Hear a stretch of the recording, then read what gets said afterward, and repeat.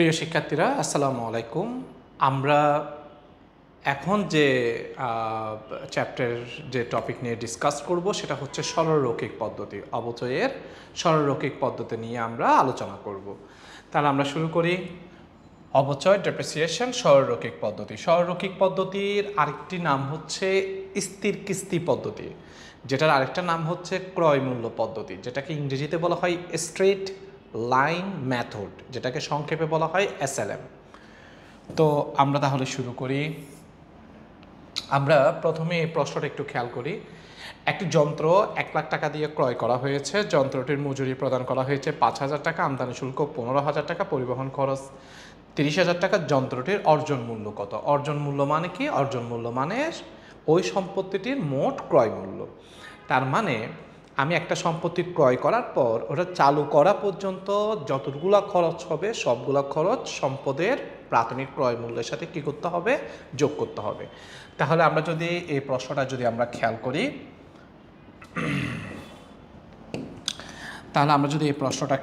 তাহলে দেখা যাচ্ছে আমরা 1 লক্ষ টাকা দিয়ে যন্ত্রটা ক্রয় করেছি, 1 লক্ষ।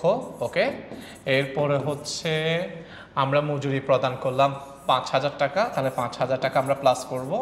এরপর হচ্ছে 15,000 টাকা আমদানি শুল্ক দিলাম, তাহলে 15,000 টাকা আমরা প্লাস করব।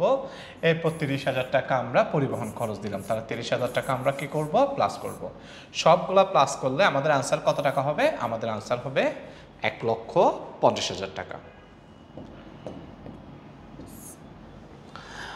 আমরা এরপরে 2 নম্বর প্রশ্নটা খেয়াল করি। একটি যন্ত্রের মূল্য 15,000 টাকা, সংস্থাপন ব্যয় এত, ভগ্নাবশেষ মূল্য এত টাকা হলে অবচয়যোগ্য মূল্য কত?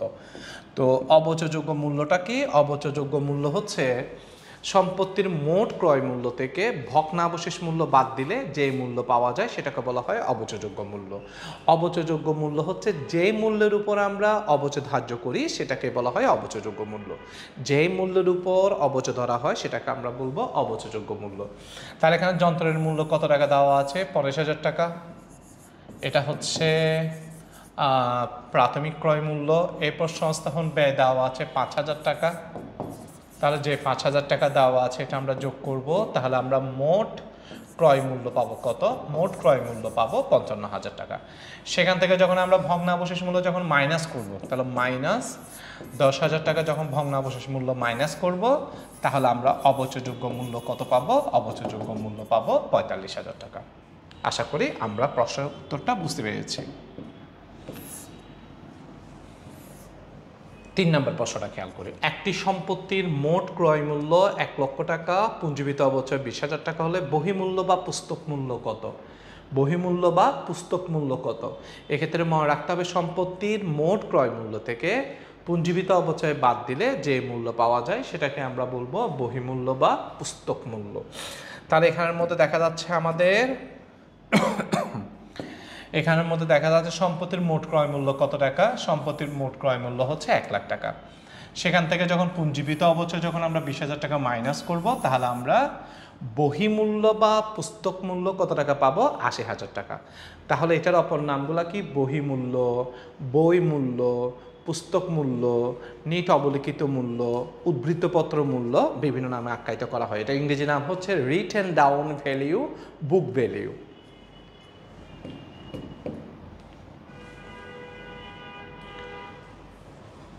আমরা এরপর 4 নম্বর প্রশ্নটা খেয়াল করি। একটি সম্পত্তির অর্জন মূল্য 5 লাখ টাকা, অবচয়যোগ্য মূল্য 4,50,000 টাকা হলে ভগ্নাবশেষ মূল্য কত? তাহলে এক্ষেত্রে খেয়াল করতে হবে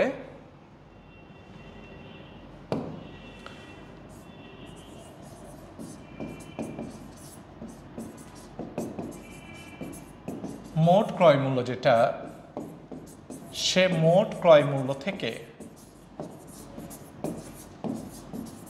পুঞ্জীবিত অবচয় বাদ দিলে যে মূল্য পাওয়া যাবে সেই মূল্যকে বলা হবে বহিমূল্য।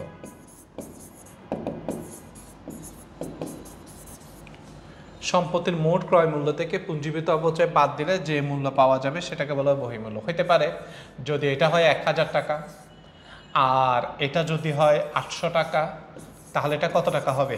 200। তাহলে যদি বলা হয় বহিমূল্য আমরা কিভাবে বের করব? বহিমূল্য আমরা বের করব মোট ক্রয় মূল্য থেকে পুঞ্জীবিত অবচয় বাদ দিয়ে। পুঞ্জীবিত অবচয় আমরা কিভাবে বের করব? মোট ক্রয় মূল্য থেকে বহিমূল্য বাদ দিয়ে। আর ক্রয় মূল্য কিভাবে বের করব? বহিমূল্য এবং পুঞ্জীবিত অবচয় কি করে? যোগ করে। ওকে, আচ্ছা, এই কথাটা মনে রাখতে হবে। এখন আবার খেয়াল করতে হবে সম্পত্তির যেটা মোট ক্রয় মূল্য থাকে, সে মোট ক্রয় মূল্য থেকে যখন আমরা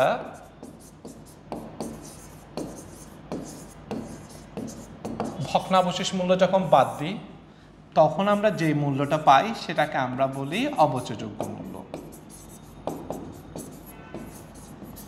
সেটাকে আমরা বলি অবচয়যোগ্য মূল্য।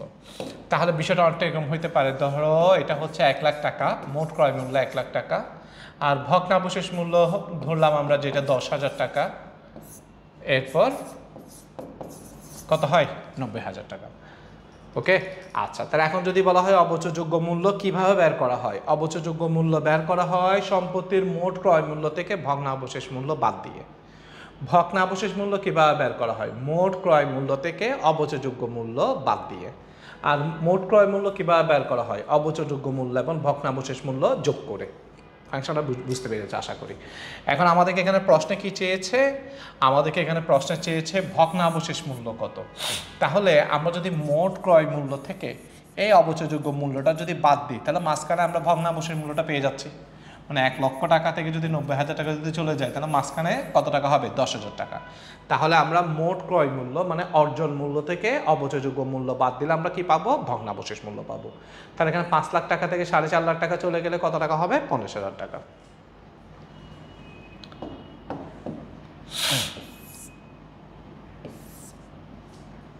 ওকে, আমরা এরপরে প্রশ্নটা খেয়াল করি। একটি আসবাবপত্রের মোট অবচয় 20,000 টাকা, অবলিখিত মূল্য 5,000 টাকা, মোট ক্রয় মূল্য কত টাকা ছিল?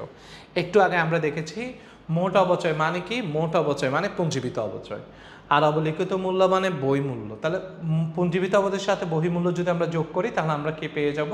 মোট ক্রয় মূল্য পেয়ে যাব। তাহলে 20,000-এর সাথে 5,000 টাকা যোগ করলে মোট ক্রয় মূল্য কত টাকা হবে? 25,000 টাকা।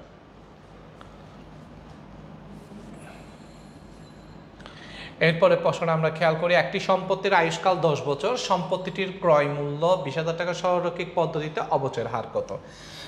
ওকে, সরলরৈখিক পদ্ধতিতে অবচয়ের হার কত? তাহলে মনে রাখতে হবে SLM মানে হচ্ছে straight line method. Straight line মেথডে যখন আমরা অবচয়ের হার বের করব, তখন আমরা অবচয়ের হারটা কিভাবে বের করব? একটা হচ্ছে 100 ডিভাইডেড বাই আয়ুষ্কাল, 100 ডিভাইডেড বাই আয়ুষ্কাল। আরেকটা ফর্মুলা হচ্ছে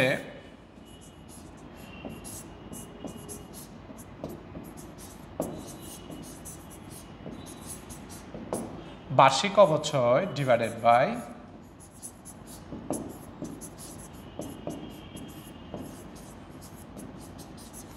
অবচয়যোগ্য মূল্য ইন্টু 100। তাহলে একটা হচ্ছে 100 ডিভাইডেড বাই আয়ুষ্কাল, আরটা হচ্ছে বার্ষিক অবচয় ডিভাইডেড বাই অবচয়যোগ্য মূল্য ইন্টু 100। তার মানে সোজা কথা হচ্ছে যদি আমাকে আয়ুষ্কাল দেওয়া থাকে তাহলে আমি এই ফর্মুলাটা ইউজ করব। যদি আমাকে আয়ুষ্কাল যদি দেওয়া না থাকে তাহলে আমরা এই ফর্মুলাটা ইউজ করব। ওকে, তাহলে আয়ুষ্কাল দেওয়া থাকলে এই ফর্মুলা, আয়ুষ্কাল দেওয়া না থাকলে এই ফর্মুলা। আয়ুষ্কাল দেওয়া থাকলে ফর্মুলাটা কি? 100 ডিভাইডেড বাই আয়ুষ্কাল। আর আয়ুষ্কাল দেওয়া না থাকলে ফর্মুলাটা কি? বার্ষিক অবচয় ডিভাইডেড বাই অবচয়যোগ্য মূল্য ইন্টু 100। এখন আমাকে এখানে কি বের করতে বলছে? আমাদেরকে এখানে অবচয়ের হার বের করতে বলছে। যেহেতু অবচয়ের হার বের করতে বলছে, তাহলে এখানে আমাদেরকে কি আয়ুষ্কাল দেওয়া আছে কিনা? হ্যাঁ, আমাদেরকে আয়ুষ্কাল দেওয়া আছে। যেহেতু আমাদেরকে আয়ুষ্কাল দেওয়া আছে, আমরা এই ফর্মুলাটা ইউজ করব। 100কে কত দিয়ে ভাগ দিব? 10 দিয়ে ভাগ দিব। 100কে 10 দিয়ে ভাগ দিলে আনসার কত পার্সেন্ট আসবে? আনসার আসবে আমাদের কত পার্সেন্ট? 10%। আশা করি আমরা ম্যাথটা বুঝতে পেরেছি।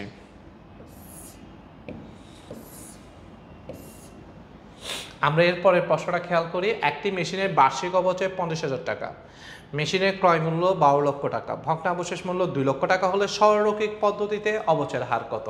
কি বের করতে বলছে? সরলরৈখিক পদ্ধতিতে অবচয়ের হার বের করতে বলছে। এখন সরলরৈখিক পদ্ধতির যে অবচয়ের হার বের করতে বললো, এখানে কি আয়ুষ্কাল কি দেওয়া আছে কি না? না, এখানে আয়ুষ্কাল দেওয়া নাই। যেহেতু আমাদেরকে আয়ুষ্কাল দেওয়া নাই, তাহলে আমরা কোনটা ইউজ করব? যেহেতু আমাদেরকে আয়ুষ্কাল দেওয়া নাই, আমরা কোনটা ইউজ করব? আমরা ইউজ করব এটা, বার্ষিক অবচয় ডিভাইডেড বাই অবচয়যোগ্য মূল্য ইন্টু 100। ওকে, বার্ষিক অবচয় ডিভাইডেড বাই অবচয়যোগ্য মূল্য ইন্টু 100। আচ্ছা, তাহলে এখানে বার্ষিক অবচয় কত টাকা দেওয়া আছে? বার্ষিক অবচয় দেওয়া আছে 50,000 টাকা। আর অবচয়যোগ্য মূল্য আমরা কীভাবে বের করব? সম্পত্তির যেটা মোট ক্রয় মূল্য আছে 12 লক্ষ, সেখান থেকে আমরা ভগ্নাবশেষ মূল্য 2 লাখ টাকা বাদ দিব। তাহলে 12 লক্ষ থেকে 2 লাখ টাকা চলে গেলে কত লক্ষ হবে? 10 লক্ষ। তাহলে আমরা ক্যালকুলেশনটা কীভাবে করব? বার্ষিক অবচয় কত টাকা দেওয়া আছে এখানে? বার্ষিক অবচয় দেওয়া আছে 50,000 টাকা। তাহলে এখানে আমাদেরকে বার্ষিক অবচয় দেওয়া আছে 50,000 টাকা। আর অবচয়যোগ্য মূল্য কত? 12 লক্ষ থেকে আমরা 2 লক্ষ টাকা কি করব? মাইনাস করব। তাহলে 12 লক্ষ থেকে যদি 2 লক্ষ টাকা মাইনাস করি, তাহলে এখানে কত হবে? এখানে হবে 10 লক্ষ। ওকে, ইন্টু 100।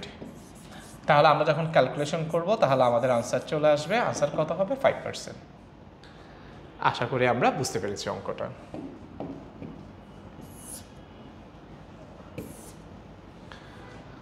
আমরা এরপর 8 নম্বর প্রশ্নটা খেয়াল করি। একটি মেশিনের ক্রয় মূল্য 1 লাখ টাকা, ভগ্নাবশেষ মূল্য 10,000 টাকা, সংস্থাপন ব্যয় 10,000 টাকা, সরলরৈখিক পদ্ধতিতে 10% অবচয় হারে বার্ষিক অবচয় কত? আমাদেরকে কি বের করতে বলছে? বার্ষিক অবচয় বের করতে বলছে। ওকে, তাহলে আমরা একটু খেয়াল করি। আমাদের প্রথমে হচ্ছে আমাদের এটার আমাদের এখানে প্রাথমিক ক্রয় মূল্য কত সেটা আমরা দেখি। তাহলে আমাদের যেটা প্রাথমিক ক্রয় মূল্য, সে প্রাথমিক ক্রয় মূল্য হচ্ছে 1 লক্ষ টাকা। প্রাথমিক ক্রয় মূল্য হচ্ছে 1 লক্ষ টাকা। এরপর এটার সাথে আমরা কি করব? এরপর এটার সাথে আমরা সংস্থাপন ব্যয়টা যোগ করব। সংস্থাপন ব্যয়টা যোগ করব। তাহলে সংস্থাপন ব্যয় কত টাকা দেওয়া আছে? সংস্থাপন ব্যয় দেওয়া আছে 10,000 টাকা। তাহলে 1 লাখের সাথে 10,000 টাকা প্লাস করলে কত হবে? 1,10,000। এটাকে আমরা কি বলবো? এটাকে আমরা বলবো মোট ক্রয় মূল্য। মোট ক্রয় মূল্য। ওকে, তাহলে মোট ক্রয় মূল্য কত? 1,10,000। সেখান থেকে আমরা ভগ্নাবশেষ মূল্য কি করব? সেখান থেকে আমরা ভগ্নাবশেষ মূল্য মাইনাস করব। সেখান থেকে ভগ্নাবশেষ মূল্য আমরা মাইনাস করব। তাহলে ভগ্নাবশেষ মূল্য কত টাকা দেওয়া আছে? 10,000 টাকা। এই 10,000 টাকা মাইনাস করার পর আমরা পাবো 1 লক্ষ টাকা। এই 1 লক্ষ টাকাকে আমরা কি বলবো? এই 1 লক্ষ টাকাকে আমরা বলবো অবচয়যোগ্য মূল্য। অবচয়যোগ্য মূল্য। তাহলে মনে রাখতে হবে, আনুষঙ্গিক যে মূলধন জাতীয় ব্যয়গুলো আছে, সে আনুষঙ্গিক মূলধন জাতীয় ব্যয়গুলো যোগ করে ভগ্নাবশেষ মূল্য মাইনাস করলে যে মূল্য পাওয়া যাবে সেটাকে আমরা বলবো অবচয়যোগ্য মূল্য। সেটার উপর যখন আমরা পার্সেন্ট ক্যালকুলেশন করবো, আমরা আনসারটা পেয়ে যাবো। তাহলে 1 লাখ টাকার উপর যখন আমরা 10% যখন ক্যালকুলেশন করব, 1 লাখ টাকার উপর যখন আমরা 10% ক্যালকুলেশন করব, আমাদের আনসার কত টাকা হবে? 10,000 টাকা আনসার হবে। আশা করি ক্যালকুলেশনটা আমরা বুঝতে পেরেছি। এরপর 9 নম্বর প্রশ্নটা আমরা খেয়াল করি। একটি সম্পত্তির অর্জন মূল্য 1 লাখ টাকা, ভগ্নাবশেষ মূল্য 10,000 টাকা, পরিবহন ব্যয় 20,000 টাকা, 20% অবচয় হারে বার্ষিক অবচয় কত? এটা একটা ট্রিকি কোয়েশ্চেন। কেন ট্রিকি কোয়েশ্চেন? এটা আমি একটু দেখাই। ট্রিকি কোয়েশ্চেনটা হচ্ছে এই জন্য, এখানে আমাদেরকে অর্জন মূল্য দেওয়া আছে। কোন মূল্য দেওয়া আছে? অর্জন মূল্য দেওয়া আছে। আবার এখানে পরিবহন ব্যয়ও দেওয়া আছে। ওকে, এখন যেহেতু আমাদেরকে অর্জন মূল্যই দেওয়া আছে, মোট ক্রয় মূল্যই দেওয়া আছে, তাহলে কি পরিবহন ব্যয়টা কি আর এখানে যোগ হবে? যেহেতু অর্জন মূল্য দেওয়া আছে, তাহলে কি পরিবহন ব্যয় এখানে যোগ হবে? হবে না। কেন হবে না? কারণ পরিবহন ব্যয় বা আনুষঙ্গিক যে ব্যয়গুলো ছিল সবগুলো যোগ করেই তো আমি অর্জন মূল্যটা পেয়েছি। তাহলে অলরেডি এখানে যোগ করেই ফিগারটা দেওয়া আছে, সেজন্য পরিবহন ব্যয়টা আমাকে এক্সট্রা করে যোগ করার দরকার নেই। হ্যাঁ, আচ্ছা, তাহলে এখানে কত টাকা হলো? 1 লাখ টাকা। সে 1 লাখ থেকে আমরা 10,000 টাকা কি করব? বাদ দিব। তাহলে আমাদের এখানে দেখা যাচ্ছে, এখানে আমাদেরকে দেখা যাচ্ছে আমাদের অর্জন মূল্য যেটা, সে অর্জন মূল্য দেওয়া আছে 1 লাখ। সে 1 লাখ থেকে আমরা ভগ্নাবশেষ মূল্যটা মাইনাস করব।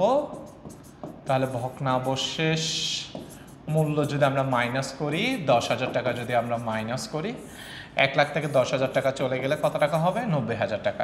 এই 90,000কে আমরা কি বলবো? এই 90,000কে আমরা বলবো অবচয়যোগ্য মূল্য।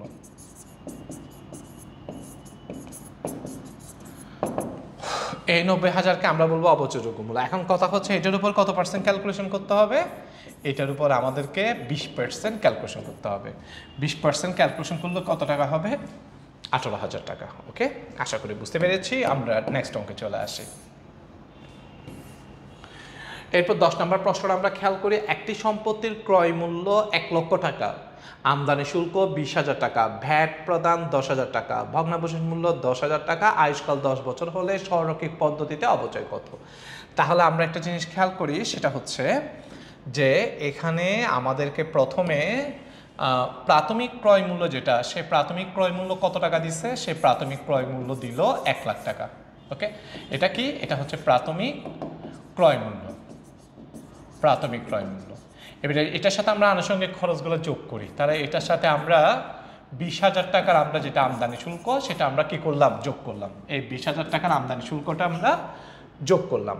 এরপর যেটা আমরা ভ্যাট দিয়েছি, হ্যাঁ খেয়াল করতে হবে, যেগুলা পণ্য ক্রয়ের ভ্যাট সেটা আমরা ক্রয় থেকে মাইনাস করি, যেটা পণ্য বিক্রয়ের ভ্যাট সেটা আমরা বিক্রয় থেকে মাইনাস করি। তাহলে পণ্য ক্রয়ের ভ্যাট ক্রয় থেকে মাইনাস, পণ্য বিক্রয়ের ভ্যাট বিক্রয় থেকে মাইনাস। কেন? কারণ এই ক্রয় বিক্রয়ের ভ্যাটগুলো আমার সাথে রিলেটেড না, এটা হচ্ছে কাস্টমারদের সাথে রিলেটেড। আমি হচ্ছে ব্যবসায়ী, আমি জাস্ট মিডলম্যান, আমি কাস্টমারদের কাছ থেকে ভ্যাটটা কালেকশন করে সরকারকে দিয়ে ফেলবো। সো এগুলো এই ক্ষেত্রে ভ্যাটের আমার কোনো ফাংশন নাই। সো এটা ওই মিডলম্যান হিসেবে এটা আমাদের খরচ হিসাবে দেখানো যাবে না। কিন্তু আমি যে সম্পত্তিগুলো আমরা পারচেস করছি, এগুলো কিন্তু ইউজার হচ্ছে আমরা, এটার ভ্যাট আমাদেরকে দিতে হবে। সেজন্য এখানে যখন ভ্যাট যদি প্রদান করি, সেটা সম্পদের ক্রয় মূল্যের সাথে কী করতে হবে? যোগ করতে হবে। আচ্ছা, তাহলে আমরা 10,000 টাকার ভ্যাটটাও আমরা যোগ করলাম, 10,000 টাকার ভ্যাটটাও যোগ করলাম। তাহলে কত টাকা হয়? 1,30,000 টাকা। 1,30,000।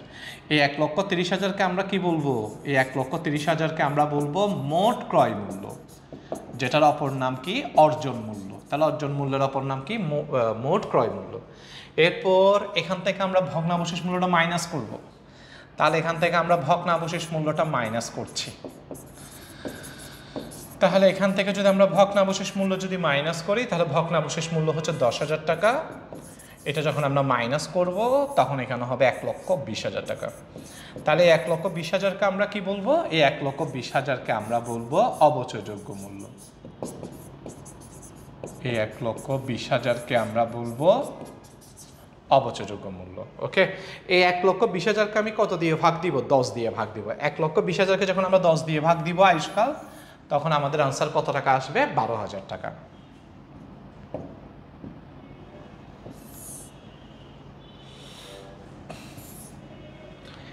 এরপরে আমরা 11 নম্বর প্রশ্নটা খেয়াল করি। একটি সম্পত্তি 2011 সালের এপ্রিল 1 তারিখে 1 লাখ টাকায় ক্রয় করা হয়। সম্পত্তিটির জন্য আমদানি শুল্ক পরিশোধ করা হয় 30,000 টাকা, ভগ্নাবশেষ মূল্য 50,000 টাকা, আয়ুষ্কাল 10 বছর, হিসাবকাল সমাপ্ত হয় 31 ডিসেম্বর 2011 সালের। অবচয় কত? 2011 সালের অবচয় কত? হ্যাঁ, আচ্ছা, তাহলে আমরা দেখি আমাদের এখানে একটা ডেট দেওয়া আছে, সেটা হচ্ছে এপ্রিল 1, আর হিসাবকাল সমাপ্ত হয় 31 ডিসেম্বর। তাহলে একটা জিনিস খেয়াল করি, আমরা কিন্তু জানুয়ারির 1 তারিখে সম্পত্তিটা কিনি নাই, আমরা সম্পত্তিটা কিনেছি কখন? এপ্রিলের 1 তারিখে। সো এপ্রিলের 1 থেকে শুরু করে ডিসেম্বর 31 পর্যন্ত কয় মাস ইউজ করছি? আমরা 9 মাস ইউজ করছি। সেজন্য আমাদেরকে কয় মাসের অবচয় ধরতে হবে? 9 মাসের অবচয় ধরতে হবে। তাহলে প্রথমে দেখতে হবে আমরা কয় টাকা দিয়ে কিনেছি, তাহলে আমাদের প্রাথমিক ক্রয় মূল্য কত সেটা আমাদেরকে দেখতে হবে। সো আমাদের প্রাথমিক ক্রয় মূল্য যেটা, প্রাথমিক ক্রয় মূল্য, সেই প্রাথমিক ক্রয় মূল্য হচ্ছে 1 লক্ষ টাকা। প্রাথমিক ক্রয় মূল্য হচ্ছে 1 লাখ টাকা। সেটার সাথে আমরা আমদানি শুল্কটা যোগ করব।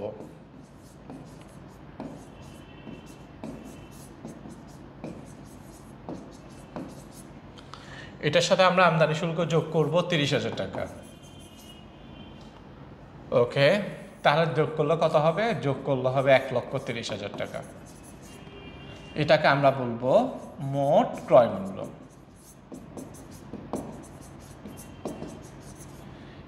এরপর এখান থেকে আমরা মাইনাস করব ভগ্নাবশেষ মূল্য। তাহলে ভগ্নাবশেষ মূল্য কত? 50,000 টাকা। 50,000 টাকা আমরা মাইনাস করব।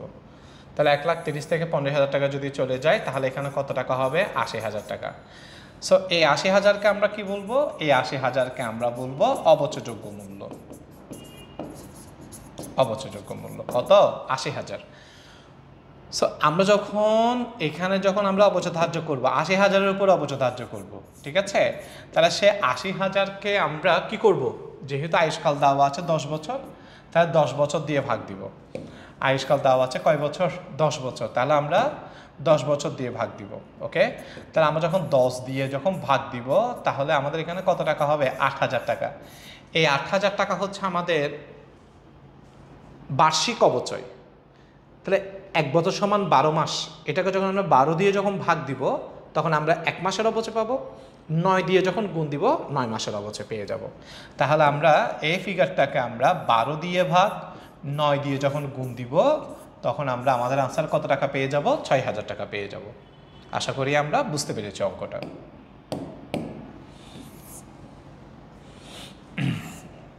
আচ্ছা, এরপর আমরা 12 নম্বর প্রশ্নটা খেয়াল করি। 1 মার্চ 2010 তারিখে 70,000 টাকার একটা মেশিন ক্রয় করা হয়। সম্পত্তিটি ব্যবহার উপযোগী করার জন্য আরও 2,000 টাকা ব্যয় করা হয় 11 মার্চ তারিখে। হিসাবকাল সমাপ্ত হয় 31 ডিসেম্বর। 10% অবচয় হারে উক্ত বছরের অবচয় কত? এখানে কিন্তু কোনো মেথড বলে নাই, মানে এখানে সরলরৈখিক মেথডটা বলে নাই বা কমরাসম্যান মেথডটা বলে নাই। যখন কোনো পদ্ধতি উল্লেখ থাকবে না তখন আমরা যে পদ্ধতিতে আমরা অঙ্ক করব সেই পদ্ধতি কোন পদ্ধতি? সরলরৈখিক পদ্ধতি। সো আমরা সেই সরলরৈখিক পদ্ধতিতে অঙ্কটা করব। আচ্ছা, দ্বিতীয় কথা হচ্ছে আমরা মেশিনটা কিনেছি কিন্তু মার্চের 1 তারিখে, কিন্তু আমরা মেশিনটা ব্যবহার শুরু করছি 11 মার্চ তারিখে। তার মানে মার্চের 1 তারিখে কিনছি, ঠিক আছে, কিন্তু ব্যবহার শুরু করছি কখন থেকে? মার্চের 11 তারিখ। একটা কথা মনে রাখতে হবে, যেদিন আমরা পারচেজ করেছি সেদিন থেকে আমরা অবচয় ধার্য করব না। যেদিন থেকে আমরা সেটা ব্যবহার শুরু করছি সেদিন থেকে আমরা কি করব? অবচয় ধার্য করব। তাহলে আমরা এখানে অবচয় কিন্তু মার্চের 1 তারিখ থেকে ধার্য করব না। আমরা অবচয়টা কখন ধার্য করব? মার্চের 11 তারিখ থেকে আমরা অবচয়টা কি করব? ধার্য করব। ওকে, আচ্ছা, তাহলে এখন আমরা খেয়াল করি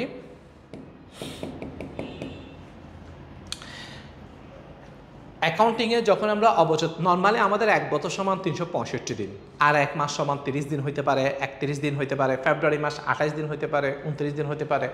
কিন্তু এই সকল গাণিতিক জটিলতা দূর করার জন্য, মানে এক এক মাস এক এক রঙ ধরা হচ্ছে, এই সকল গাণিতিক জটিলতা দূর করার জন্য অ্যাকাউন্টিংয়ে যখন আমরা অবচয় ধার্য করব তখন হিসাববিদ যারা, অ্যাকাউন্টেন্ট যারা, তারা একটা পরামর্শ দিয়েছে, সেটা হচ্ছে 1 বছর সমান আমরা 360 দিন ধরবো, আর প্রত্যেকটা মাসকে আমরা 30 দিন করে ধরবো। ইভেন ফেব্রুয়ারি মাস যেটা, সেটাকেও আমরা 30 দিন ধরবো। তাহলে প্রত্যেকটা মাসকে 30 ধরবো, আর 1 বছর সমান কয় দিন ধরবো? 360 দিন ধরবো। আর এখানে যে মার্চের 11 তারিখ বলছে, হ্যাঁ, মার্চের যে 11 তারিখ বললো, তাহলে এটা একটা ভাঙতি মাস না? মার্চের যদি 1 তারিখ হইতো তখন আমরা ধরতাম জানুয়ারি ইউজ করে নাই, ফেব্রুয়ারি ইউজ করে নাই। মার্চের 1 তারিখ থেকে ডিসেম্বর 31, 10 মাস অবচয় ধরতে হবে।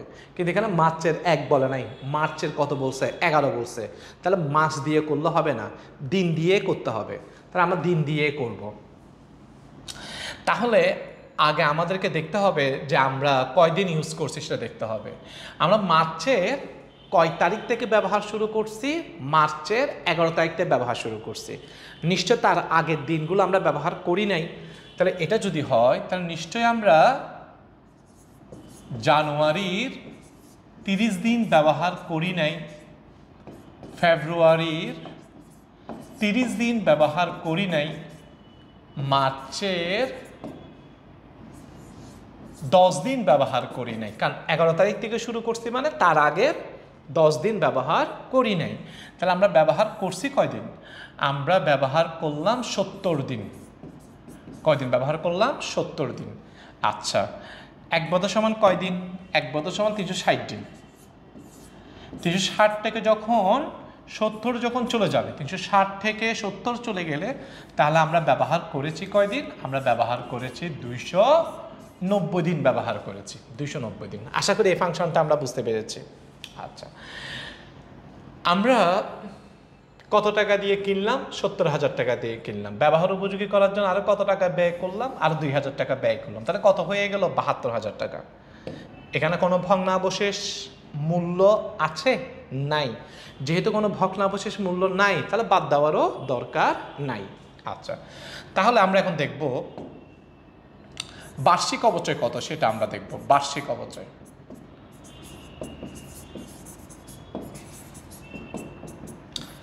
72,000 উপর ধরতে হবে।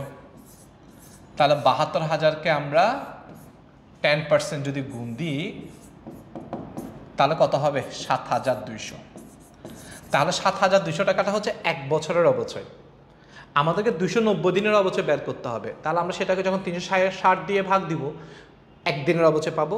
290 দিয়ে যখন গুণ দিব, 290 দিনের অবচয় পেয়ে যাব। তাহলে আমরা যখন 2010 সালে যখন অবচয় ধার্য করব, 2010 সালের যখন অবচয় ধার্য করব, তাহলে আমরা অবচয়টা কিভাবে ধার্য করব? 7,200কে 360 দিয়ে ভাগ, তারপর 290 দিয়ে গুণ। তাহলে আমরা যদি কাটাকাটি করি, তাহলে আমরা কাটাকাটিটা কিভাবে করব? যেমন দেখা যাচ্ছে এটা 0 যদি আমরা কেটে ফেলি, ওকে, 36 দিয়ে 72কে গুণ ভাগ দিলে 2 মানে 20, এখানে হবে 20। তাহলে 290 দিয়ে যখন 20কে গুণ দিব, তখন আনসার কত টাকা আসবে? 5,800 টাকা। আশা করি অঙ্কটা আমরা বুঝতে পেরেছি।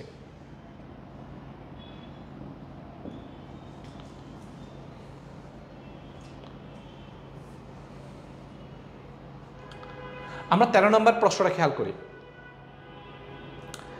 একটি প্রতিষ্ঠান স্থির কিস্তি পদ্ধতিতে অবচয় ধার্য করে। স্থির কিস্তি মানে কোন পদ্ধতি?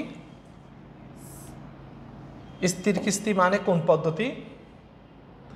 সরলরৈখিক পদ্ধতি। তাহলে একটা প্রতিষ্ঠান স্থির কিস্তি পদ্ধতিতে অবচয় ধার্য করে, ওকে। আচ্ছা, এরপর হচ্ছে জানুয়ারি 1, 2012 তারিখে 70,000 টাকা একটা মেশিন ক্রয় করা হয়। তাহলে জানুয়ারি মাসে 1 তারিখে 70,000 টাকার মেশিন কিনছি। কিন্তু আমরা সংস্থাপন করেছি কখন? মে মাসের 1 তারিখ। খেয়াল করতে হবে, ক্রয় করেছি জানুয়ারি মাসে, কিছু সংস্থাপন করেছি কখন? মে মাসের 21 তারিখ। আমরা অবচয়টা ধার্য করব কখন থেকে? মে মাসের 21 তারিখ থেকে। আবারও দিন গুনে গুনে করতে হবে। মে মাসের 21 তারিখ থেকে আমরা সংস্থাপন করছি, মানে ওই দিন থেকে অবচয় ধার্য করতে হবে। তার আগে আমরা ব্যবহার করি নাই। তাহলে তার আগের দিনগুলো আমরা কী করতে হবে? মাইনাস করতে হবে। তাহলে আমরা যদি দেখি যে জানুয়ারি 30 দিন ব্যবহার করি নাই, ফেব্রুয়ারি 30 দিন ব্যবহার করি নাই, মার্চের 30 দিন ব্যবহার করি নাই, এপ্রিলের 30 দিন ব্যবহার করি নাই, মে মাসের 21 তারিখ থেকে মানে 20 দিন ব্যবহার করি নাই। 21 মানে তার আগের 20 দিন ব্যবহার করি নাই। তাহলে আমি ব্যবহার করি নাই কয়দিন? 120, 140 দিন ব্যবহার করি নাই। এক বছর সমান কয়দিন? এক বছর সমান 360 দিন। 360 থেকে যখন 140 চলে যাবে, তখন এখানে হবে 220 দিন আমরা ব্যবহার করেছি। আশা করি বুঝতে পারছি। 360 থেকে 140 দিন ব্যবহার করি নাই মানে আমরা ব্যবহার করছি কয়দিন? 220 দিন। আচ্ছা, এরপর আমরা দেখি, আমরা কিনছিলাম 70,000 টাকা দিয়ে, সংস্থাপন 50,000 টাকা, ভগ্নাবশেষ মূল্য 12,000 টাকা। আমরা জানি 70,000-এর সাথে সংস্থাপন ব্যয় যোগ করব, ভগ্নাবশেষ মূল্য বাদ দিব। 70 সাথে 50,000 টাকা যোগ করলে 1,20,000, 1,20,000 থেকে 12,000 টাকা চলে গেলে 1,08,000 টাকা।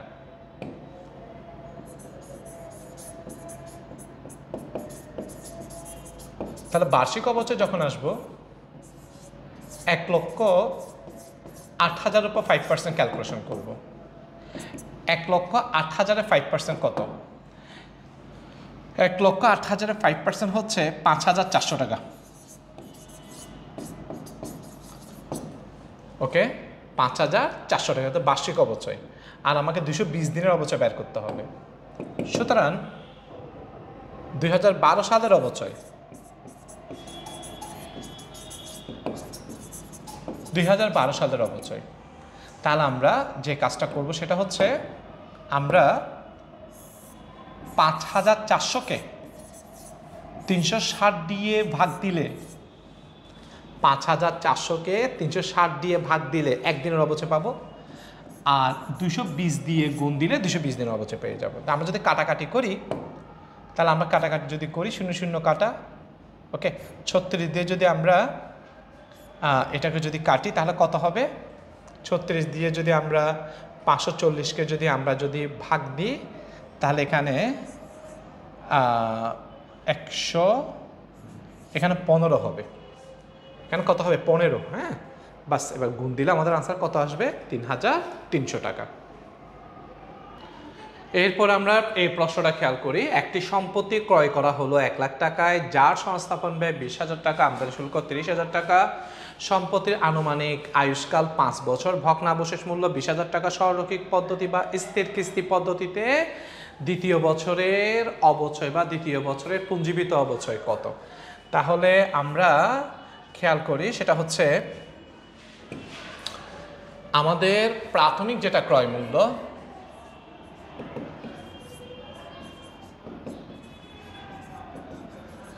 সে প্রাথমিক ক্রয় মূল্য হচ্ছে 1 লাখ টাকা, সে প্রাথমিক ক্রয় মূল্য 1 লাখ টাকা। এরপর এটার সাথে আমরা যে কাজটা করব সেটা হচ্ছে আমরা এটার সাথে সংস্থাপন ব্যয়টা যোগ করব। তাহলে সংস্থাপন ব্যয় হচ্ছে 20,000 টাকা, আমরা প্লাস করলাম। এরপর এটার সাথে আমরা আমদানি শুল্কটা প্লাস করব,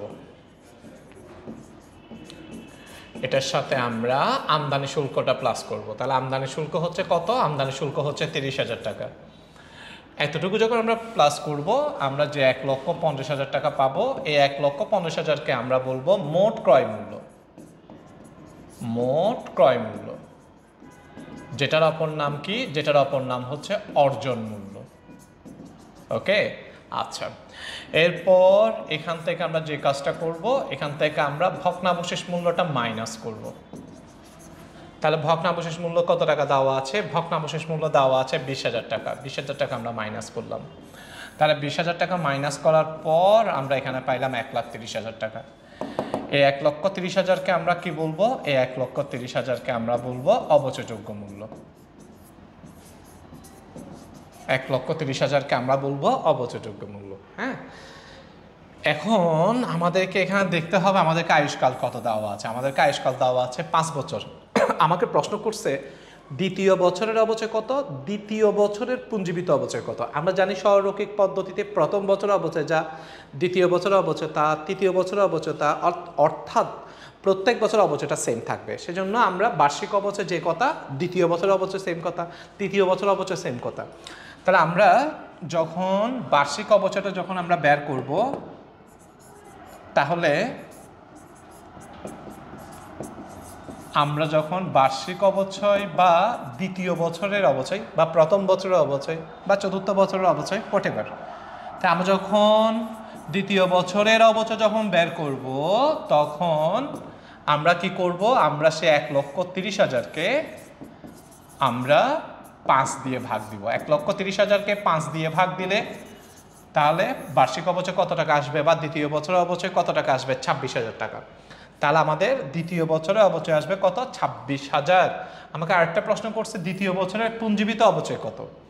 দ্বিতীয় বছরের পুঞ্জীবিত অবচয় কত? তার দ্বিতীয় বছরের পুঞ্জীবিত অবচয় মানে 2 বছরের পুঞ্জীবিত অবচয়। তার 2 বছরের যদি আমরা পুঞ্জীবিত অবচয় যদি বের করতে চাই, তাহলে আমরা যে কাজটা করব সেটা হচ্ছে আমরা 26,000কে আমরা কত দিয়ে গুণ দিব? 2 দিয়ে। 26,000কে 2 দিয়ে গুণ দিলে আনসার কত টাকা হবে? 52,000 টাকা। আশা করি আমরা জিনিসটা বুঝতে পেরেছি। ওকে, এরপরের প্রশ্নে আমরা যাই। 15 নম্বর প্রশ্ন। একটি সম্পত্তির ক্রয় মূল্য 1 লাখ টাকা, পুঞ্জীবিত অবচয় 30,000 টাকা, সম্পত্তিটি বিক্রি করা হলো 80,000 টাকায়, বিক্রয়জনিত লাভ ক্ষতি কত? একটা কথা মনে রাখতে হবে, বিক্রয়জনিত লাভ ক্ষতি বের করতে হয় বহিমূল্যের সাথে বিক্রয় মূল্য তুলনা করে। বিক্রয়জনিত লাভ ক্ষতি বের করতে হয় বহিমূল্যের সাথে বিক্রয় মূল্যের তুলনা করে। আমি একটা এক্সাম্পল দিই। মনে করো আমার যে ইন্টারঅ্যাক্টিভ যে প্যানেলটা আছে, যে স্মার্ট বোর্ড যেটা আছে, এটা আমি 5 লক্ষ টাকা দিয়ে কিনেছিলাম। 10 বছর ইউজ করতে পারবো। তাহলে 1 বছরের অবচয় কত করে? 50,000 করে। 5 লাখকে 10 দিয়ে ভাগ দিলে প্রতি বছরের অবচয় হচ্ছে 50,000 টাকা। আমি 2 বছর ব্যবহার করছি, তাহলে 50,000 50,000 2 বছর অবশ্যই 1 লাখ টাকা যদি আমি বাদ দিই, পুঞ্জীবিত অবশ্যই 1 লাখ টাকা যদি বাদ দিই, তাহলে আমার বহিমূল্য হচ্ছে 4 লাখ টাকা। তাহলে 5 লাখ টাকার জিনিস আমি 2 বছরে 1 লাখ টাকা ইউজ করছি পুঞ্জীবিত অবশ্যই, সেটা বাদ দিলে 4 লাখ টাকা হচ্ছে এটার প্রকৃত ভ্যালু বর্তমানে।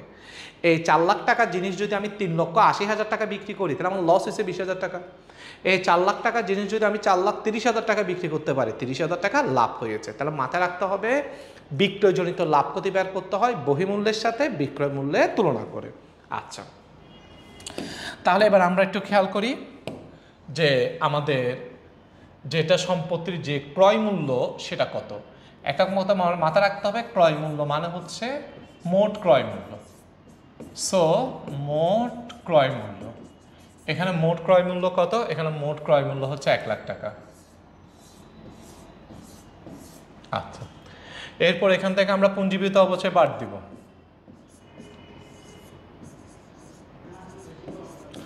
এখান থেকে আমরা পুঞ্জীবিত অবচয় বাদ দিব।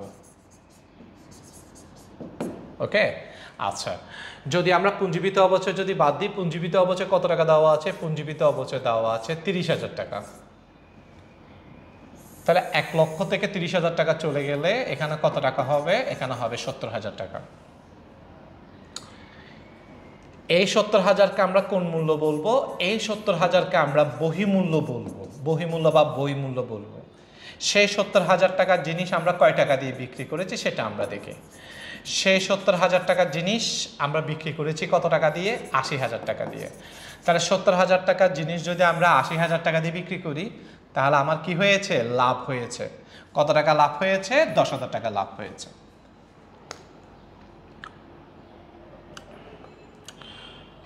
ওকে, আমরা এরপরে 16 নম্বর প্রশ্নটা খেয়াল করি। একটি যন্ত্রে ক্রয় মূল্য 15,000 টাকা, পুঞ্জীবিত অবধি 40,000 টাকা, যন্ত্রপাতিটি বিক্রি করা হলো 6,000 টাকায়, বিক্রয়জনিত লাভ ক্ষতি কত?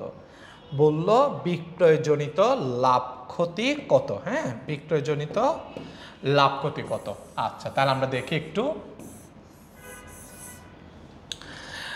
আমরা জিনিসটা একটু খেয়াল করি। আমরা কত টাকা দিয়ে আমরা পারচেস করেছি? 50,000 টাকা দিয়ে আমরা পারচেস করেছি। আমরা 50,000 টাকা দিয়ে পারচেস করেছি। সো আমরা এখানে লিখলাম কত? আমরা এখানে লিখলাম 50,000 টাকা। আচ্ছা, এরপর পুঞ্জীবিত অবচয় কত? পুঞ্জীবিত অবচয় হচ্ছে 40,000 টাকা। সো আমরা 40,000 টাকা মাইনাস করলাম। 50,000 থেকে 40,000 টাকা মাইনাস করলে বহিমূল্য কত টাকা হবে? 10,000 টাকা। সেই 10,000 টাকার জিনিস আমরা কয় টাকা বিক্রি করছি? 6,000 টাকা। তাহলে 10,000 টাকার জিনিস যদি 6,000 টাকা বিক্রি করি, আমার লস হয়েছে। তাহলে আমার কত টাকা লস হইল? আমার 4,000 টাকা লস হলো। ক্লিয়ার? আচ্ছা, এরপর আমরা 17 নাম্বারটা খেয়াল করি। 17 নাম্বার বলছে 4 বছর আগে একটি মেশিন 2 লক্ষ টাকায় ক্রয় করা হয়, সরলরৈখিক পদ্ধতিতে 20% হারে অবচয় ধার্য করা হয়, অন্তর্বর্তীকালীন সময়ে যন্ত্রটি 15,000 টাকা বিক্রি করা হয়, বিক্রয়জনিত লাভ ক্ষতি কত? আচ্ছা, তাহলে আমাকে এখন একটু দেখতে হবে ঠিক আগের নিয়মেই।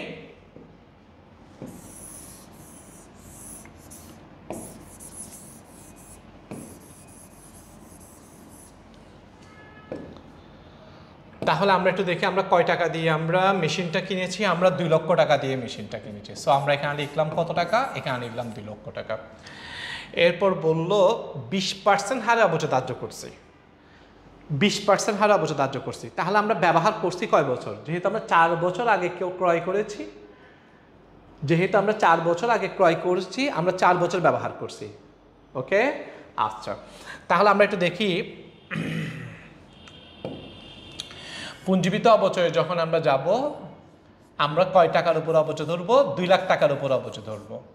কত পার্সেন্ট? 20%। 20% দিয়ে ক্যালকুলেশন করলে আমরা কয় বছরের অবচয় পাবো? আমরা 1 বছরের অবচয় পাবো।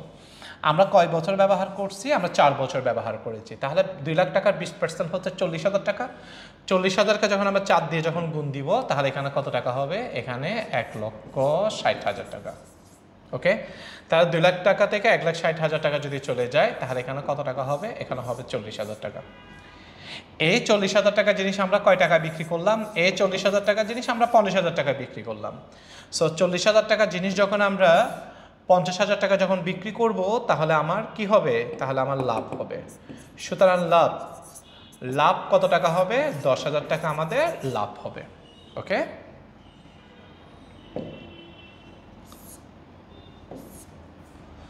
এরপর আমরা 18 নম্বর প্রশ্নটা খেয়াল করি। 2012 জানুয়ারি 1 তারিখে 1 লাখ টাকায় একটি মেশিন ক্রয় করা হয়, আয়ুষ্কাল হচ্ছে 5 বছর। 2015 সালের জুন 30 তারিখে মেশিনটি 10,000 টাকা বিক্রি করা হলে এই বিক্রয়ে লাভ ক্ষতি কত টাকা, এই বিক্রয়ে লাভ ক্ষতি কত টাকা। আচ্ছা, তাহলে আমরা খেয়াল করি।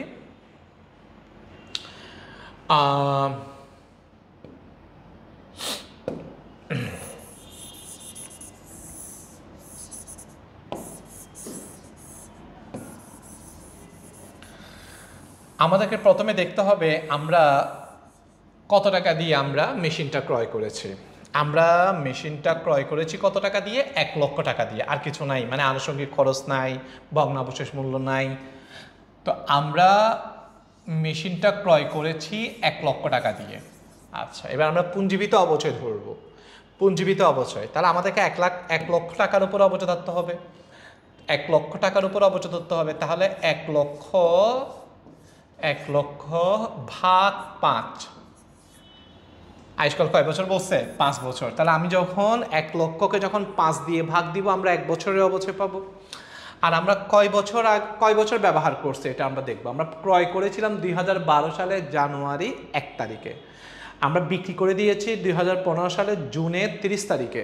তাহলে 12 সাল পুরো বছর ব্যবহার করছি, 13 সাল পুরো বছর ব্যবহার করছি, 14 সাল পুরো বছর ব্যবহার করছি, 15 সালের অর্ধেক ব্যবহার করেছি। তাহলে আমরা ব্যবহার করেছি কয় বছর, 3.5 বছর।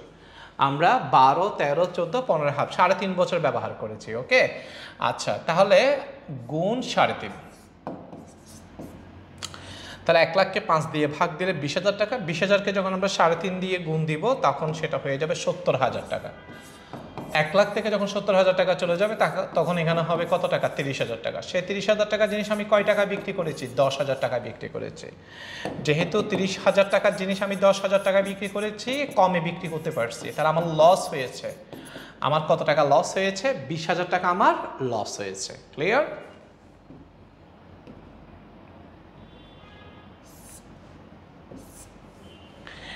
এরপর আমরা 19 নম্বর প্রশ্নটা খেয়াল করি। 2010 সালের 1 জানুয়ারি তারিখে একটি মেশিন ক্রয় করা হয় যার মূল্য 5 লাখ টাকা। এই মেশিনের আয়ুষ্কাল 10 বছর, অবচয় ধার্যের ক্ষেত্রে সরলরৈখিক পদ্ধতি অনুসরণ করা হয়। 2015 সালের 30 জুন তারিখে মেশিনটা 1,90,000 টাকা বিক্রি করা হলে লাভ ক্ষতি কত হবে, লাভ ক্ষতি কত হবে। আচ্ছা, তাহলে আমরা একটু দেখি।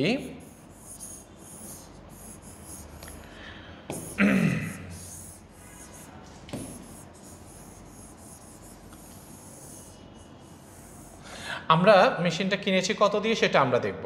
ওকে, আচ্ছা, আমরা মেশিনটা কিনেছি কত দিয়ে, আমরা মেশিনটা কিনেছি 5 লক্ষ টাকা দিয়ে।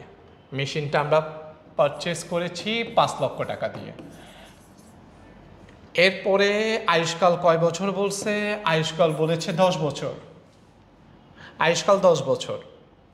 তাহলে আমরা যে 5 লক্ষ টাকা, সে 5 লক্ষকে যখন আমরা 10 দিয়ে ভাগ দিব তাহলে আমরা 1 বছরের অবচয় পাবো। 5 লক্ষকে যখন 10 দিয়ে ভাগ দিব আমরা 1 বছরের অবচয় পাবো। আর আমরা কয় বছর ব্যবহার করেছি, তাহলে 2010 থেকে শুরু ব্যবহার, আমরা বিক্রি করে দিয়েছি 2015 30 জুন। তাহলে 10, 11, 12, 13, 14, 15 হাফ 5.5 বছর। 10, 11, 12, 13, 14, 15 হাফ 5.5 বছর ব্যবহার করেছি। তাহলে আমি 10 দিয়ে ভাগ দিব, 5.5 দিয়ে গুণ দিব। তাহলে 10 দিয়ে 5.5 বছর, তাহলে 5.5 দিয়ে গুণ, 10 দিয়ে ভাগ দিলে হচ্ছে 50,000 টাকা। 50,000কে 5.5 দিয়ে যদি আমরা গুণ দিই তাহলে এখানে হবে 2,75,000 টাকা। 5 লক্ষ থেকে 2,75,000 টাকা চলে গেলে 2,25,000 টাকা।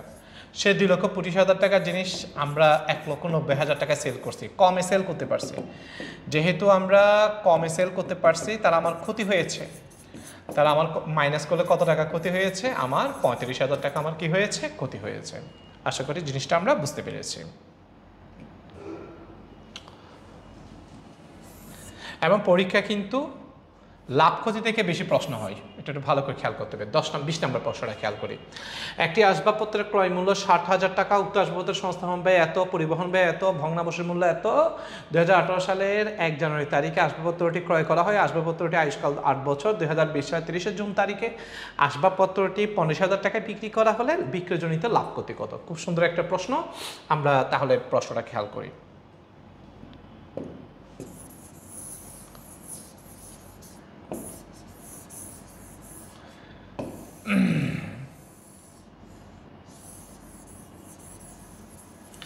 আমরা প্রথমে ক্রয় মূল্য কত টাকা দিচ্ছে সেটা আমরা একটু খেয়াল করি। প্রথমে এখানে ক্রয় মূল্য কত টাকা বলছে, ক্রয় মূল্য বললো 60,000 টাকা। হ্যাঁ, আচ্ছা, এরপরে হচ্ছে ক্রয় মূল্য 60,000 টাকা, এরপর সংস্থাপন ব্যয় কত বললো 3,000 টাকা, পরিবহন ব্যয় কত 19,000 টাকা।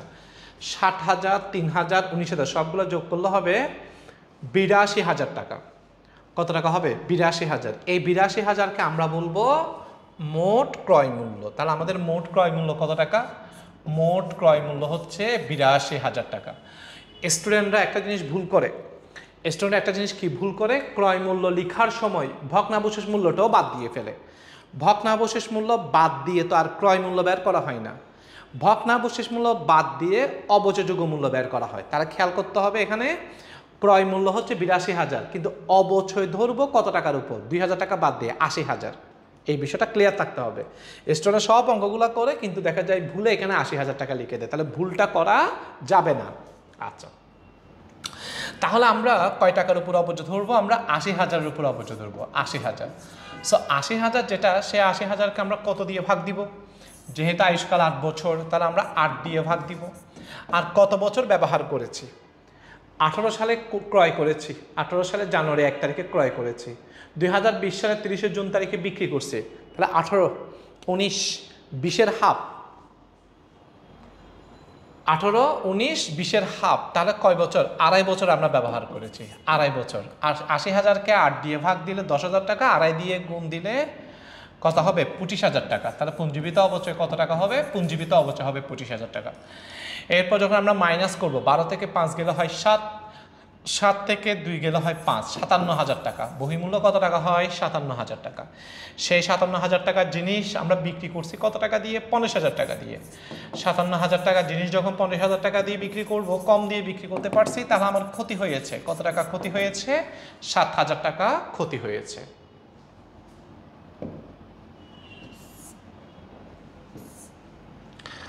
আমরা এরপর 21 নম্বর প্রশ্নটা খেয়াল করি। একটি কোম্পানি 2022 সালের 1 জানুয়ারি তারিখে 80,000 টাকার দালান ক্রয় করে।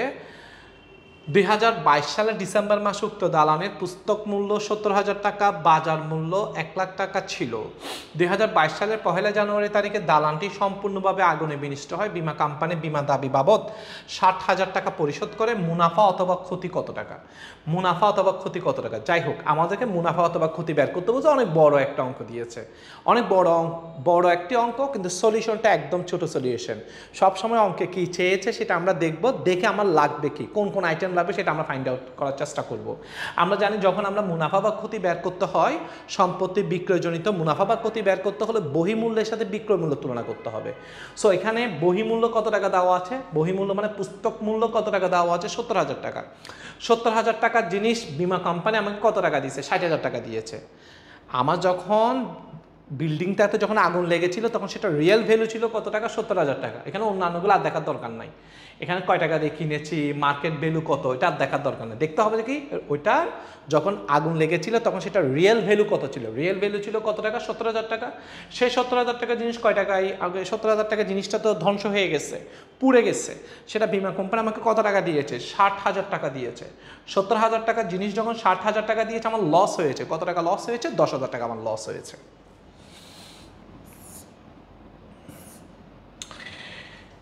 এরপরে প্রশ্নটা আমরা খেয়াল করি। 2023 সালের 1 অক্টোবর খুশি লিমিটেড 35,000 টাকার যন্ত্রপাতি বিক্রি করে।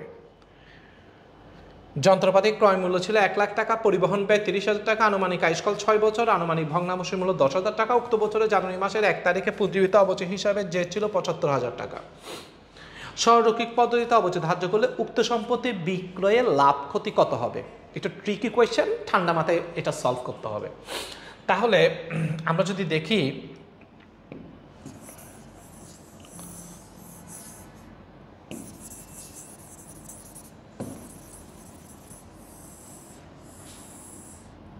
ওকে, আমরা যদি জিনিসটা যদি দেখি, প্রথমে দেখতে হবে ক্রয় মূল্যটা কত, সেটা আমাদেরকে দেখতে হবে। এটার কিনা মূল্য কত ছিল সেটা আমাদেরকে দেখতে হবে। সো আমরা যদি দেখি ওটার ক্রয় মূল্য ছিল কত টাকা, ক্রয় মূল্য ছিল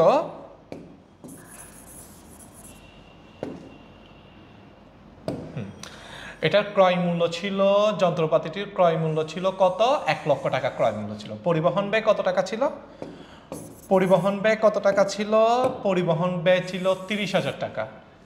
ওকে, তাহলে আমার মোট ক্রয় মূল্য কত, মোট ক্রয় মূল্য হচ্ছে 1,30,000 টাকা। মোট ক্রয় মূল্য 1,30,000 টাকা। তাহলে আমরা এখানে মোট ক্রয় মূল্য লিখব 1,30,000 টাকা, 1,30,000। এখানে একটা জিনিস খেয়াল করতে হবে, আমি আবারও বলছি, ভগ্নাবশেষ মূল্য বাদ যাবে না ক্রয় মূল্য বের করার সময়। অবচয়যোগ্য মূল্য বের করার সময় ভগ্নাবশেষ মূল্য বাদ যাবে। তাহলে আমাদের ক্রয় মূল্য কত টাকা, মোট ক্রয় মূল্য হচ্ছে 1,30,000 টাকা। এখন আমাদেরকে পুঞ্জীবিত অবচয়টা লিখতে হবে। এক্ষেত্রে খেয়াল করতে হবে, আমাদেরকে কিন্তু অলরেডি একটা পুঞ্জীবিত অবচয় দেওয়াই আছে। খেয়াল করো, ভালো করে খেয়াল করো, আমাদেরকে একটা পুঞ্জীবিত অবচয় দেওয়া আছে। সেই পুঞ্জীবিত অবচয় দেওয়া আছে কত টাকা, 75,000 টাকা। কিন্তু এখানে একটা ছোট্ট একটা তারিখ দেওয়া আছে, বলছে জানুয়ারি মাসের 1 তারিখ, উক্ত বছরের জানুয়ারি মাসের 1 তারিখ। কিন্তু আমরা সম্পত্তিটা বিক্রি করছি কখন, ওই 2023 সালের 1 অক্টোবর। এই কথাটা আমাদেরকে বুঝতে হবে, সেটা হচ্ছে আমরা যেদিন সম্পত্তিটা বিক্রি করতেছি, আমরা যেদিন সম্পত্তিটা বিক্রি করতেছি ওই দিন পর্যন্ত পুঞ্জীবিত অবচয় লাগবে। আমরা সম্পত্তিটা যেই মাসে বা যেদিন বিক্রি করছি ওই দিন পর্যন্ত পুঞ্জীবিত অবচয় লাগবে। আমার এখানে পুঞ্জীবিত অবচয় দেওয়া আছে, ঠিক আছে, কিন্তু সেটা তার অক্টোবর মাসের পুঞ্জীবিত অবচয় দেওয়া নাই। আমাদেরকে এখানে পুঞ্জীবিত অবচয় দেওয়া আছে জানুয়ারি মাস পর্যন্ত। তাহলে জানুয়ারি থেকে অক্টোবর পর্যন্ত যে 9 মাস হয়, 9 মাসের অবচয় আমাকে এক্সট্রা করে বের করে নিতে হবে, এটা বুঝতে হবে। যদি আমাকে এখানে বলতো যে কি অক্টোবর মাসের 1 তারিখে পুঞ্জীবিত অবচয়, তাহলে আর কিছু করতে হইতো না, ওই পুঞ্জীবিত অবচয়টা আমরা এখানে লিখে ফেলতে পারতাম। কিন্তু দেখা যাচ্ছে আমরা বিক্রি করেছি অক্টোবর মাসে, কিন্তু পুঞ্জীবিত অবচয়টা ওই মাস পর্যন্ত দেওয়া নাই, জানুয়ারি মাস পর্যন্ত দেওয়া আছে। তাহলে জানুয়ারি থেকে অক্টোবর আরও 9 মাসের অবচয় আমাদেরকে এক্সট্রা করে ক্যালকুলেশন করে বের করে নিতে হবে। তাহলে একটু আগে আমরা যেভাবে লাভ ক্ষতির যে অঙ্কগুলো করেছিলাম, ওইখানের সাথে এই অঙ্কের ডিফারেন্সটা হচ্ছে এই জায়গায়, ওইখানে পুঞ্জীবিত অবচয়টা আমরা একদম লাস্ট ডে পর্যন্ত বের করে নিয়েছি, আর এখানে পুঞ্জীবিত অবচয়টা আমাদেরকে একটা তারিখ পর্যন্ত দেওয়া আছে, এরপর এক্সটেন্ডেড যে মাসগুলো আছে ওগুলো আমাকে এক্সট্রা করে বের করে নিতে হবে। তাহলে প্রথমে আমাকে 75,000 টাকা যেটা, সেই 75,000 টাকা আমি লিখলাম, সেই 75,000 টাকা আমরা লিখলাম। এটার সাথে আরও 9 মাসের, জানুয়ারি থেকে অক্টোবর 1 তারিখ কয় মাস হয়, 9 মাস হয়। 9 মাসের অবচয় আমাকে এক্সট্রা করে বের করে নিতে হবে। সো আমরা অবশ্যই বের করতে পারবো 9 মাসের অবচয়। সুতরাং 9 মাসের অবচয়, আমরা 9 মাসের অবচয় বের করতেছি, আমরা 9 মাসের অবচয় বের করব। এই যে আমরা 9 মাসের অবচয় বের করব, তাহলে আমাদের ক্রয় মূল্য কত ছিল, ক্রয় মূল্য 1 লাখ, মোট ক্রয় মূল্য 1,30,000, এই মোট ক্রয় মূল্য 1,30,000। আর আমরা জানি অবচয় ধরার সময় মোট ক্রয় মূল্য থেকে ভগ্নাবশেষ মূল্য কি হয়, বাদ যায়। সো ভগ্নাবশেষ মূল্য কত টাকা দেওয়া আছে, 10,000। 1,30,000 থেকে 10,000 টাকা যদি চলে যায়, তাহলে এখানে হবে 1,20,000। আমরা 1,20,000 টাকার উপর অবচয় ধরবো। ওকে, 1,20,000 উপর অবচয় ধরবো। সে 1,20,000কে যখন আমরা 6 দিয়ে ভাগ দিব, সে 1,20,000কে যখন আমরা 6 দিয়ে ভাগ দিব, তখন আমরা 1 বছর অবচয় পাবো। সেটাকে যখন আমরা 12 দিয়ে ভাগ দিব, 12 মাসের অবচয় পাবো। যখন 1,20,000কে 6 দিয়ে ভাগ দিব, 20,000 টাকা হচ্ছে 1 বছরের, 1 বছর সমান 12 মাস, 12 দিয়ে যখন ভাগ দিব তাহলে 1 মাসের অবচয় পাবো। সেটাকে যদি 9 দিয়ে গুণ দিব, তখন আমরা 9 মাসের অবচয় পেয়ে যাব। তাহলে 20,000কে 12 দিয়ে ভাগ 9 দিয়ে যদি আমরা কাটাকাটি করি বা ক্যালকুলেশন করি, আমরা পাবো 15,000 টাকা। কাটাকাটি করলে তোমরা নিজেরাই বুঝতে পারবা, আমরা পাবো 15,000 টাকা। তাহলে আমরা যে 15,000 টাকা পাইলাম, সেই 15,000 টাকা কয় মাসের অবচয়, 9 মাসের অবচয়। 1 বছরে হচ্ছে 20,000, আর সেটা 4 ভাগের 3 ভাগ, 9 মাস মানে 4 ভাগের 3 ভাগ, তাহলে কত হবে, 15,000 টাকা। তাহলে আমাদের এখানে পুঞ্জীবিত অবচয় হবে 15,000 টাকা। আমাদের এখানে 9 মাসের অবচয় আমরা বের করে নিয়েছি 15,000 টাকা। তাহলে আগে থেকে ছিল 75,000, আগে থেকে ছিল 75,000, এদিকে হচ্ছে 15,000, তাহলে কত হবে 90,000। 1,30,000 থেকে 90,000 টাকা চলে গেলে 40,000 টাকা। সে 40,000 টাকার জিনিস আমরা কয় টাকা বিক্রি করছি?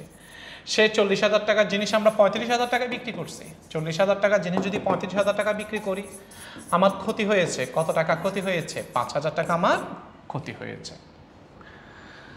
আশা করি ম্যাথটা আমরা বুঝতে পেরেছি।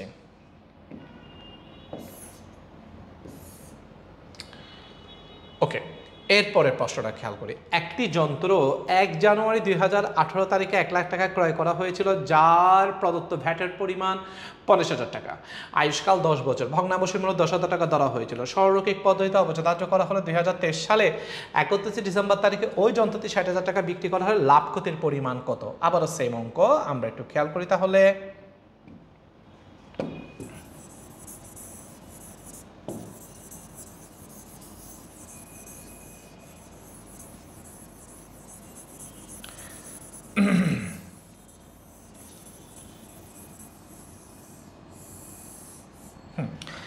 আমরা তাহলে একটু খেয়াল করি, সেটা হচ্ছে একটি যন্ত্র 1 জানুয়ারি 2018 তারিখে 1 লাখ টাকা ক্রয় করা হয়েছিল, যার প্রদত্ত ভ্যাটের পরিমাণ 50,000 টাকা।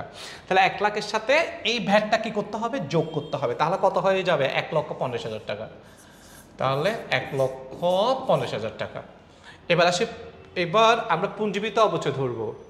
তাহলে সে 1,50,000 থেকে প্রথমে আমরা 10,000 টাকা কি করব? বাদ দিব। তাহলে ক্রয় মূল্য বলার সময় ভগ্নাবশেষ মূল্য বাদ যাবে না, কিন্তু অবচয় ধরার সময় ভগ্নাবশেষ মূল্য কি হবে? বাদ যাবে। তাহলে আমরা কয় টাকার উপর অবচয় ধরবো? আমরা 1,40,000 উপর অবচয় ধরবো। ভুল করা যাবে না, 1,40,000 উপর অবচয় ধরবো।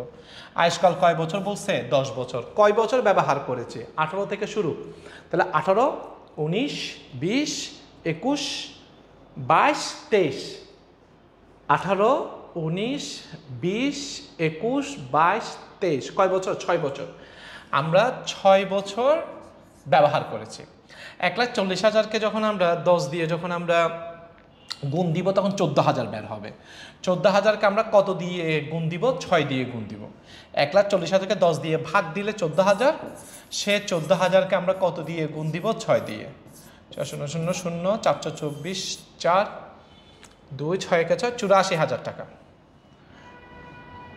কত হয়? 84,000 টাকা। সো 84,000 টাকা যেটা, সে 84,000 টাকা হচ্ছে আমাদের জন্য পুঞ্জীবিত অবচয়। তাহলে 84,000 টাকা হচ্ছে আমাদের জন্য পুঞ্জীবিত অবচয়। আমরা যখন মাইনাস করব তখন এখানে হবে 66,000। 66,000। 66,000 টাকার জিনিস আমরা বিক্রি করেছি কত টাকা দিয়ে? 66,000 টাকার জিনিস আমরা বিক্রি করেছি 60,000 টাকা দিয়ে। সো কমে বিক্রি করছি, যেহেতু কমে বিক্রি করছি আমার লস হয়েছে। আমার কত টাকা লস হয়েছে? আমার 6,000 টাকা কি হইল? লস হয়ে গেল।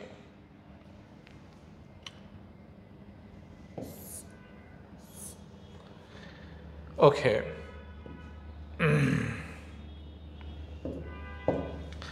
আমরা এরপরের প্রশ্নটা খেয়াল করি। তারপরে প্রশ্নটা কি বলছে?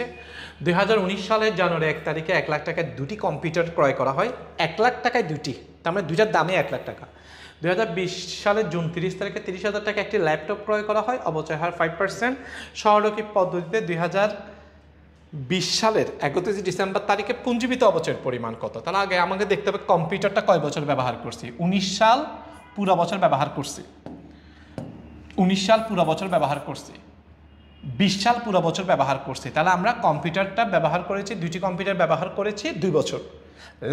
ল্যাপটপ কিনেছি 2020-এর জুনের 30, তার মানে এখানে 6 মাস, 21-এর পুরো বছর, তার এটা হচ্ছে 1.5 বছর। 6 মাস, শুধু কয় মাস? 6 মাস।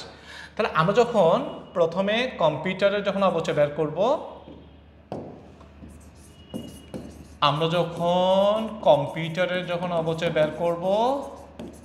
তাহলে কম্পিউটারের অবচয়টা আমরা কিভাবে বের করব? কম্পিউটারের অবচয়টা আমরা বের করব 1 লক্ষ টাকাকে আমরা 5% দিয়ে গুণ দিয়ে 2 দিয়ে গুণ দিব। কারণ 1 লাখ টাকার উপর 5% ক্যালকুলেশন করলে 5,000 টাকা 1 বছরের অবচয়, আবার 2 দিয়ে গুণ করলে কত টাকা হবে? 10,000 টাকা। 2 বছরের পুঞ্জীবিত অবচয়। এবার আমরা আসি ল্যাপটপের অবচয়। ল্যাপটপের অবচয়। ল্যাপটপটা কত টাকা দিয়ে কিনছিলাম? 30,000 টাকা দিয়ে কিনছিলাম। কত পার্সেন্ট? 5%। গুণ 12/6, মানে 6 মাসের বের করতে হবে, বা হাফ। 30,000 টাকা 5%, 30,000 টাকা 5% 1,500 টাকা। 1,500কে যখন হাফ করব 750 টাকা। তাহলে আমার এখানে টোটাল কত হবে? 10,750 টাকা। 10,750 টাকা।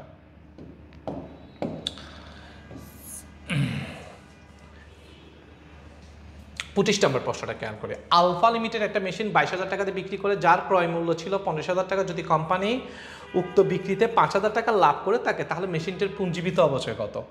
তাহলে আমাকে পুঞ্জীবিত অবচয় বের করতে বলছে। হ্যাঁ, আচ্ছা, তাহলে আমরা প্রশ্নটা একটু খেয়াল করি। প্রথমে আমাদেরকে কি দেওয়া আছে? আমরা জানি প্রথমে হয় ক্রয় মূল্য। সে ক্রয় মূল্য থেকে আমরা পুঞ্জীবিত অবচয় মাইনাস করি। পুঞ্জীবিত অবচয় মাইনাস করার পর আমরা পাই বহিমূল্য। সেই বহিমূল্যের সাথে যখন আমরা বিক্রয় মূল্যের তুলনা করি, তখন আমরা যেটা পাই সেটা লাভ বা ক্ষতি পাই। সো এখানে লাভে হয়েছিল, সো আমি এখানে লিখলাম লাভ। এবার আমরা ফিগারগুলো একটা একটা করে লিখি। ক্রয় প্রথমে বলছে বিক্রি করছি 22,000 টাকা দিয়ে, সো বিক্রি করলাম 22,000 টাকা, সো আমরা এখানে লিখলাম 22,000। ক্রয় মূল্য ছিল 15,000 টাকা, সো আমরা এখানে লিখলাম 50,000।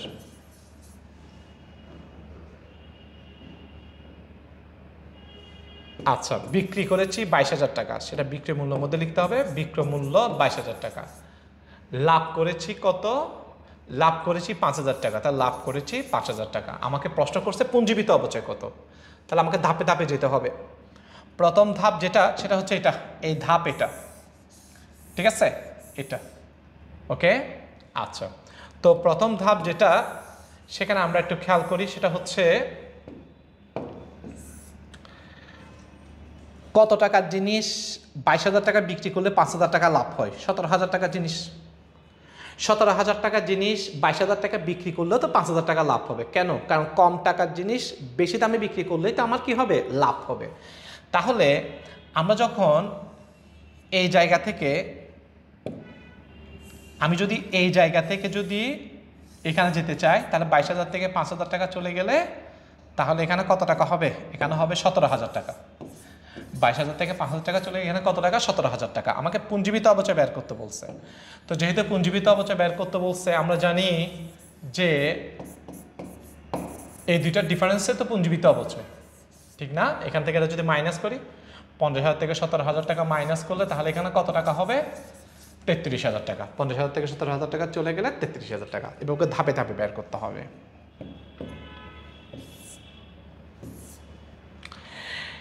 এরপর একটি সম্পদের ক্রয় মূল্য 50,000 টাকা, সংস্থাপন ব্যয় 10,000 টাকা, পরিবহন ব্যয় 10,000 টাকা, ভগ্নাবশেষ মূল্য 5,000 টাকা, আয়ুষ্কাল 5 বছর। উক্ত সম্পদের পুঞ্জীবিত অবচয়ের ব্যালেন্স বা উদ্বৃত্ত 19,500 টাকা হলে সম্পদটি কত বছর আগে ক্রয় করা হয়েছিল? আচ্ছা, তাহলে আমরা প্রশ্নটা একটু খেয়াল করি। আগে আমাদেরকে মোট ক্রয় মূল্যটা বের করতে হবে। তাহলে আমরা যদি মোট ক্রয় মূল্য বের করি, ক্রয় মূল্য 50,000, সংস্থাপন ব্যয় 10,000, পরিবহন ব্যয় 10,000। হ্যাঁ, আচ্ছা, এরপর হচ্ছে ভগ্নাবশেষ মূল্য কি করতে হবে? বাদ দিতে হবে অবচয়যোগ্য মূল্য বের করার জন্য। তাহলে মোট ক্রয় মূল্য কত? মোট ক্রয় মূল্য 70,000, সেখান থেকে 5,000 টাকা যদি চলে যায় 65,000, তাহলে আমাদের অবচয়যোগ্য মূল্য কত? আমাদের অবচয়যোগ্য মূল্য হচ্ছে 65,000। সে 65,000কে যখন আমরা আয়ুষ্কাল 10 বছর দিয়েছে, সে 65,000কে যখন আমি 10 দিয়ে ভাগ দিব, 1 বছরের অবচয় বের হবে 6,500 টাকা। এই যে 6,500 টাকা যেটা বের হলো, এটা হচ্ছে কি? এটা হচ্ছে আমার 1 বছরের অবচয়। এটা আমার 1 বছরের অবচয় বা বার্ষিক অবচয়। তো আমাদের পুঞ্জীবিত অবচয় জমা হয়েছে কত টাকা? আমাদের পুঞ্জীবিত অবচয় জমা হয়েছে 19,500 টাকা। তাহলে 19,500 টাকা কয় বছর মিলিয়ে জমা হলো, সেটার জন্য এটা দিয়ে ভাগ দিতে হবে, 6,500 দিয়ে ভাগ দিতে হবে। তাহলে ইকুয়াল টু কয় বছর হয়? 3 বছর। তার মানে 1 বছর যদি 6,500 হয়, আমি 1 বছর 6,500 টাকা জমা করলাম, আবার 1 বছর 6,500 টাকা জমা করলাম, আবার 1 বছর 6,500 টাকা জমা করলাম, 3 বছর মিলে কত টাকা হয়েছে? 19,500 টাকা। তাহলে আমরা কয় বছর আগে ক্রয় করেছি? 3 বছর আগে ক্রয় করেছি।